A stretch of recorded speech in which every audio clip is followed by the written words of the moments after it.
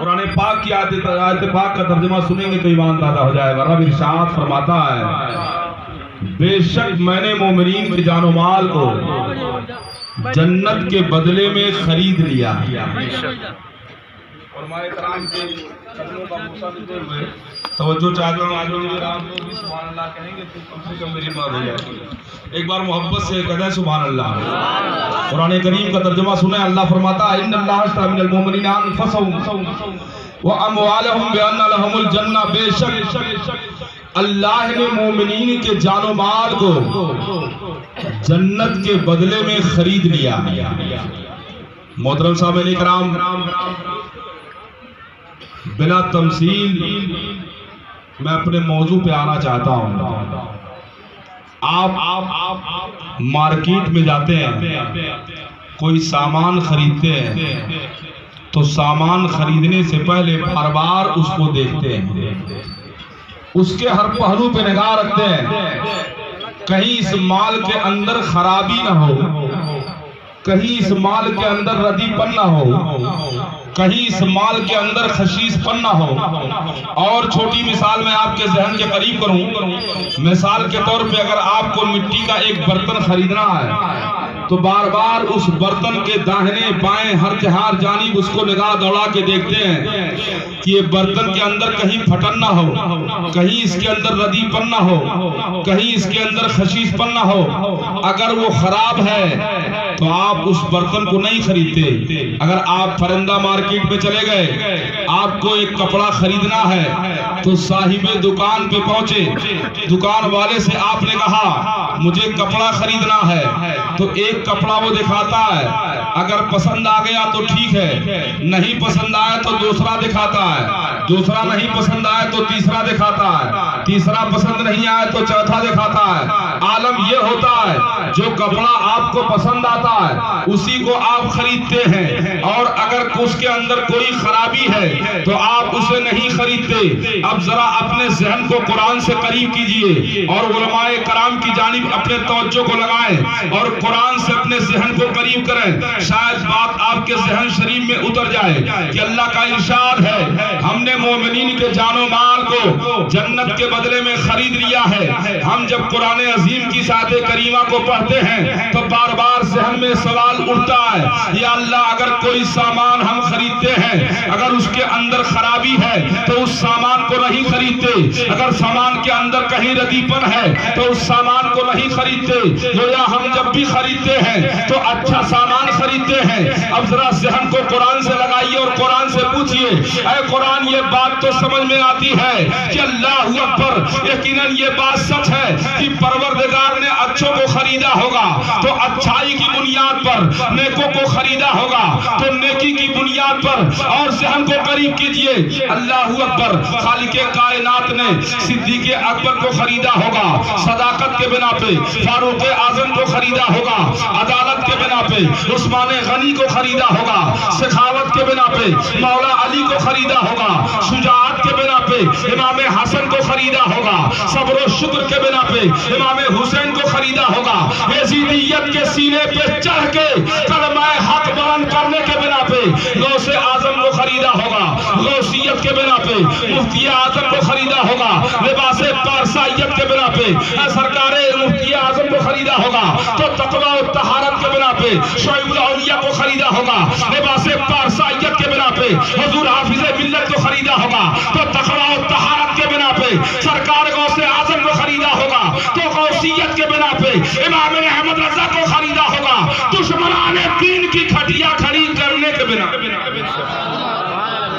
آؤ ذرا قرآن سے ذہن کو قریب کرو۔ اللہ اکبر، اے قرآن، اے خالق کائنات، تو نے ہم گنہگاروں کو کیسے خریدا ہے، ہم بدکاروں کو کیسے خریدا ہے، ہم بے نمازیوں کو کیسے خریدا ہے۔ بڑے پیارے انداز میں قرآن جواب دیتا ہے، اے سوال کرنے والا سن، یہ بات تو سچ ہے کہ ہم نے صدیق اکبر کو خریدا ہے صداقت کے بنا پہ، فاروق اعظم کو خریدا ہے عدالت کے بنا پہ، عثمان غنی کو خریدا ہے تو سخاوت کے بنا پہ، مولا علی کو خریدا ہے شجاعت کے بنا پہ، امام حسن کو خریدا ہے تو صبر و شکر کے بنا پہ، امام حسین کو خریدا ہے یزیدیت کے سینے پہ چڑھ کے کلمہ حق بلند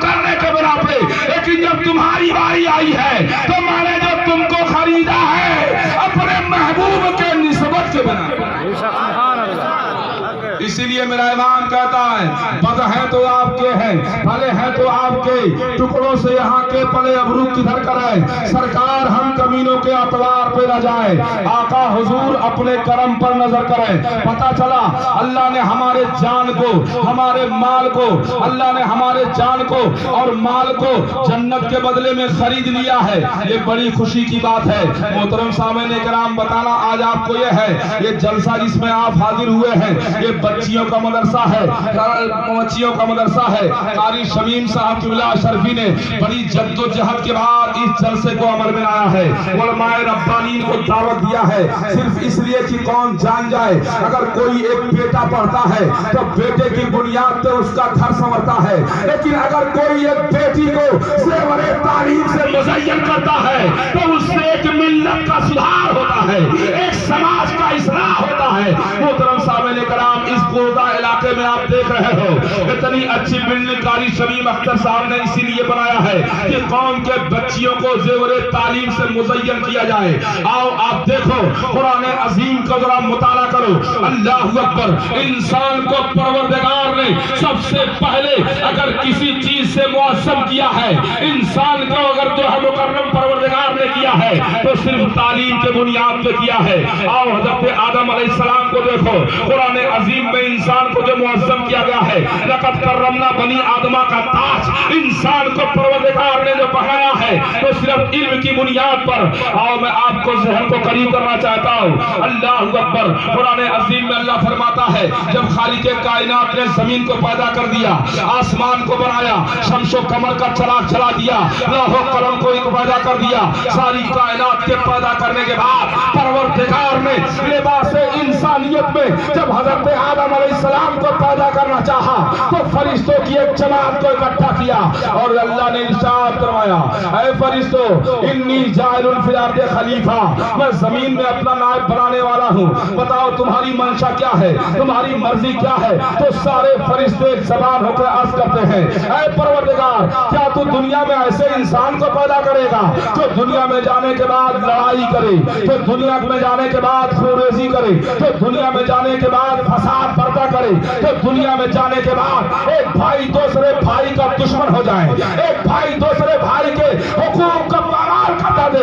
اے پروردگار تیری تعریف کے لیے تو ہم کافی ہیں، تیری عبادت کے لیے تو ہم کافی ہیں، تیری ریاست کے لیے ہم کافی ہیں، تو ایسے کو دنیا میں کیوں بھیجے گا جو دنیا میں جانے کے بعد آپس میں لڑائی کیا کرے، اختلاف پیدا کرے. مسلمانوں اللہ اکبر. پروردگار خالق کائنات ارشاد فرماتا ہے انی عالم ما لا تعلمون، اے میرے فرشتوں جو میں جانتا ہوں وہ تم نہیں جانتے. آؤ اللہ رب العزت نے حضرت آدم کی تخلیق فرما دیا ہے. اللہ کے نبی حضرت آدم پیدا ہو گئے، اللہ نے پیدا کیا.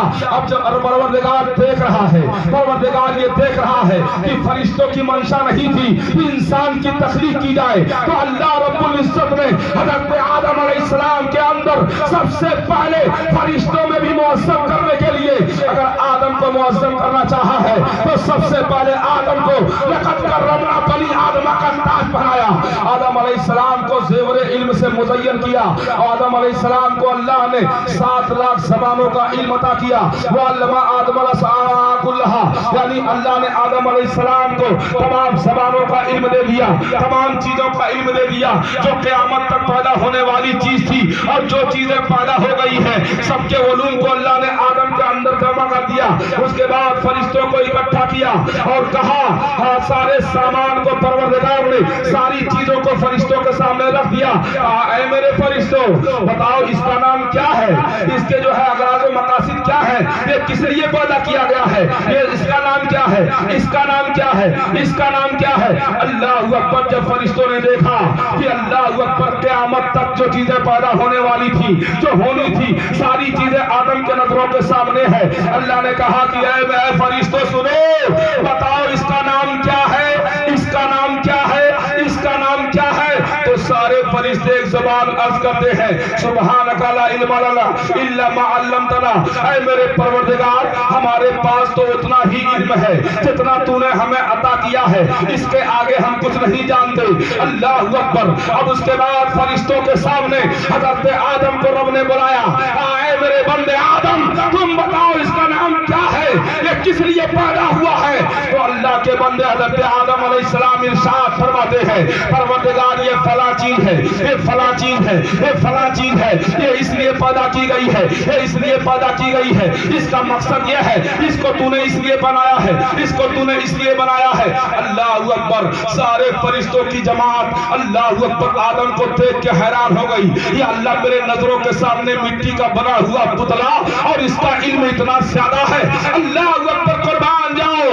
رب نے کہا فرشتوں تم نے ان چیزوں کو نہیں بتایا تو اے فرشتوں اب میرے بندے آدم کا سجدہ کرو،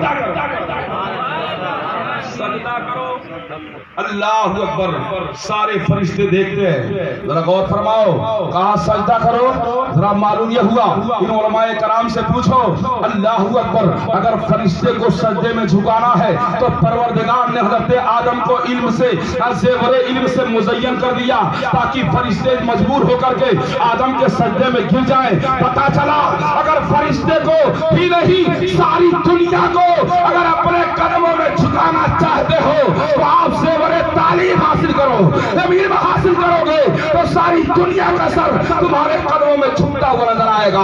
تم ایسے رسول کے امتی ہو جس رسول دو عالم پر اللہ اکبر سب سے پہلی آیت جو نازل ہو رہی ہے اس آیت کے بارے میں علماء سے پوچھو، اس آیت کا کنیکشن نکاح سے نہیں تھا، اس آیت کا تعلق سماجی زندگی سے نہیں تھا، اس آیت کا تعلق معاشرتی زندگی سے نہیں تھا، اس آیت کا تعلق نماز سے نہیں تھا۔ جو آیت میرے نبی پہ سب سے پہلے نازل ہوئی ہے وہ اقرأ بسم ربک الذی خلق ہے، یعنی اس کا تعلق علم سے ہے۔ اللہ اکبر۔ پتا چلا سب سے پہلے انسان کے لیے علم کا ہونا ضروری ہے، علم ضروری ہے۔ اگر علم ہے تو علم کے بنیاد پہ انسان پہچانا جائے گا، اگر علم ہے تو علم کے بنیاد پہ انسان اپنے لیے مقام رکھتا ہے۔ اللہ اکبر۔ پروردگار عالم نے حضرت آدم کو 7 لاکھ زبانوں کا علم دے دیا اور اس کے بارے میں بتا دیا کس کے فلاں کام ہے، اس کے فلاں کام ہے، اس کے فلاں مقاصد ہیں۔ اللہ اکبر۔ اسی آدم علیہ السلام کا ورثہ ہے جو میرے آقا کے اوپر نازل ہوئی آیت کریمہ، اللہ اکبر، جس کا تعلق علم سے ہے۔ مسلمانوں آج ہماری قوم کو بھی علم حاصل کرنے کی ضرورت ہے۔ آج مدرسے اسی لیے کھولے جا رہے ہیں ہمارے بچے زیور تعلیم سے آراستہ ہو جائیں۔ آج سماج میں دیکھا جا رہا ہے ہمارے بچے انگلش میڈیم کی طرف تو جانا چاہتے ہیں مگر مدارس کی طرف نہیں جانا چاہتے۔ اللہ اکبر۔ ان مدرسوں کو کون دیکھے گا؟ یہ کس جماعت کے بچے دیکھیں گے؟ اللہ اکبر۔ جو قال اللہ قال الرسول کی آواز جن مدرسوں سے بلند ہونی ہے آج ہمارے بچے اس کو آباد نہیں کرتے۔ مسلمانوں ضروری ہے قسم خدا کی تم علم دین کو حاصل کرو۔ علم دین کے تعلق سے میرے آقا فرماتے ہیں اطلب العلم ولو بالسین، علم دین کو حاصل کرو۔ اگر ملک چین جانا پڑے اور کہیں میرے رب نے میرے رسول نے ارشاد فرمایا ہے طلب العلم فریضۃ علی کل مسلم و مسلمہ، علم دین کا سیکھنا ہر مسلمان مرد عورت پر فرض ہے۔ کہیں علم کے تعلق سے میرے آقا نے فرمایا ہے اور علم نور، علم نور ہے۔ آپ ذرا غور کرو اللہ کے رسول جس زمین پہ پیدا ہوئے، جس سنگلاخ زمین پہ مصطفیٰ جان رحمت کے قدوم آئے ہیں، ذرا اس کا ماحول اپنے نظروں کے سامنے رکھو کہ اللہ اکبر میرے آقا جس زمین پہ آئے ہیں وہاں جہالت کا دورہ تھا، لوگ جاہلیت میں ڈوبے ہوئے تھے، کفر و شرک الہادی دور میں ڈوبے ہوئے تھے، وہاں جہالت کی گھٹا ٹوپ تاریکی تھی، جہالت کا گھٹا ٹوپ ماحول تھا۔ ایسے ماحول میں جب میرے آقا مکہ کی زمین پر تشریف لائے تو اللہ کے حبیب نے سب سے پہلے جب اترے رسول پہ بیٹھ کر صحابہ کرام میں 1,24,000 صحابہ کرام کو 23 سال کے مدت میں مصطفیٰ جان رحمت نے سارے صحابہ کے ہاتھوں میں قلم دے دیا تھا اور قوم کو بتا دیا تھا صحابہ یہ قلم لو اور دنیا کو بتا دو کہ تم اس اسلام میں جنم لیے ہو تو اسلام مجھنے کے لیے نہیں آیا بلکہ پھلنے اور پھولنے کے لیے آیا۔ اللہ اکبر، قربان جاؤ۔ میرے مصطفیٰ جان رحمت نے صحابہ کے ہاتھوں میں کلمہ اسی لیے دیا تھا کہ اسلام ہمیشہ کے لیے پھلنے کے لیے آیا ہے، ہمیشہ پھیلنے کے لیے آیا ہے، اسلام ڈوبنے کے لیے نہیں آیا۔ آج میں اپنی قوم سے کہنا چاہتا ہوں، میرے قوم کے لوگوں، ضروری ہے ہر بچہ تعلیم دین حاصل کرے، ہر بچی تعلیم دین حاصل کرے۔ جب تعلیم دین حاصل ہوگی، میں یہ نہیں کہتا اپنے بچوں کو عالم دین ہی بناؤ، اپنے بچوں کو مفتی کا کورس کراؤ، اپنے بچوں کو جو ہے اعلیٰ سے اعلیٰ تم عالم بنا کر کے مدرسے کی چٹائی پہ بیٹھاؤ اور یہ بتاؤ کہ یہی کرنا ہے۔ ہرگز ایسا نہیں ہے۔ محترم سامعین کرام، آپ اپنے بچے کو عالم بھی بناؤ، اللہ توفیق دے مفتی بناؤ، مگر کم از کم اگر عالم نہیں بنا سکتے تو اپنے بچوں کو اتنی تعلیم سکھا دو کہ حلال حرام کا امتیاز کر سکے، پڑوسیوں کے حقوق کو جان سکے، بیوی کے حقوق کو جان سکے، ماں کے حقوق کو جان سکے، باپ کے حقوق کو جان سکے، پڑوسیوں کے فرامین کو سمجھ سکے۔ کم سے کم اتنی تعلیم سیکھنا ہر مسلمان مرد عورت پر فرض ہے، آج ضروری ہے۔ میں سماج کے لوگوں سے کہنا چاہتا ہوں، آج ہم اپنے بچوں کو زیور تعلیم سے آراستہ نہیں کر رہے ہیں۔ مسلمانوں اگر یہی رویہ رہ گیا تو آج دنیا کے حالات کو دیکھ رہے ہو، سائنس اور مغربی ٹیکنالوجی آج ہمارے اوپر اس طرح غالب ہو رہی ہے کہ لگتا یہ ہے ہمارے سینوں سے علم رسول کی محبت کو ہٹانے کی چال چلی جا رہی ہے۔ مسلمانوں اگر یہی حال تمہارا رہ گیا تو 10 سال نہیں گزرے گا تمہارا بیٹا تم کو ابا کہنے کو تیار نہیں ہوگا، اس لیے نہ سمجھو گے تو مٹ جاؤ گے۔ اے ہندی مسلمانوں، تمہاری داستان تک بھی نہ ہوگی داستانوں میں۔ اپنے بچوں کو عالم بناؤ، اگر عالم نہیں بنا سکتے تو کم از کم ہر بچہ اور بچی کو اتنی تعلیم سکھا دو کہ وہ حلال حرام میں امتیاز کر سکے، روزے کے مسائل کو جان سکے، نماز کے مسائل کو جان سکے، زکوٰۃ کے مسائل کو جان سکے، جنازے کے مسائل کو جان سکے۔ اتنی تعلیم سیکھنے کے بعد اب ضروری ہے اپنے بچوں کو عصری علوم بھی سکھایا جائے۔ اب اپنے بچوں کو وکیل بھی بنانا ضروری ہے، اپنے بچوں کو ڈاکٹر بھی بنانا ضروری ہے، اپنے بچوں کو جج بھی بنانا ضروری ہے، اپنے بچوں کو آپ جو ہے انجینئر بھی بنانا ضروری ہے۔ محترم سامعین کرام، جب آپ کا بچہ دینی تعلیم سیکھ لے گا اور دینی تعلیم کم از کم درجہ پاس کرنے کے بعد حلال و حرام کا امتیاز اس کے ذہن میں اتر جائے، اب وہ بچہ عصری علوم میں اگر چلا گیا، اگر وہ بچہ وکیل بنا ہے، اللہ اکبر، جیسے ہی پڑھے گا وکالت کی ڈگری حاصل کرے گا اور جس دن وکیل کی کرسی پہ بیٹھے گا تو اس کے مزاج میں اللہ کے رسول کے نصاب ضرور موجود ہوں گے، قرآن کا نصاب ضرور موجود ہوگا کہ ہم مسلمان ہیں، ہماری ملت کا یہ درد ہوگا جب وکالت کی کرسی پہ ہمارا بیٹا اسلامی تہذیب کو حاصل کر کے جائے گا تو اسلام کے دائرے میں جب وہ وکالت کرے گا تو یقیناً ایسے وکیل کو بنانا بھی ضروری ہے۔ اگر ہمارے سماج میں آج جج کا بھی ہونا ضروری ہے، جہاں مسائل مساجد کے آ جائیں، جہاں ہم کو ٹیررسٹ کہا جائے، جہاں ہمارے حقوق کو پامال کیا جائے، جب ہماری قوم کا بیٹا جج ہوگا اس کرسی پہ بیٹھ کر قوم کا درد لے کے فیصلہ کرے گا، رشوت نہیں لے گا، بتائے گا رشوت شریعت میں حرام ہے۔ اللہ اکبر، آج سماج میں ایسے بیٹوں کی ضرورت ہے، ہمارے سماج میں وکیل کی بھی ضرورت ہے، ہمارے سماج میں انجینئر کی ضرورت ہے، ہمارے سماج میں اللہ اکبر ڈاکٹر کی بھی ضرورت ہے۔ نعرہ تکبیر!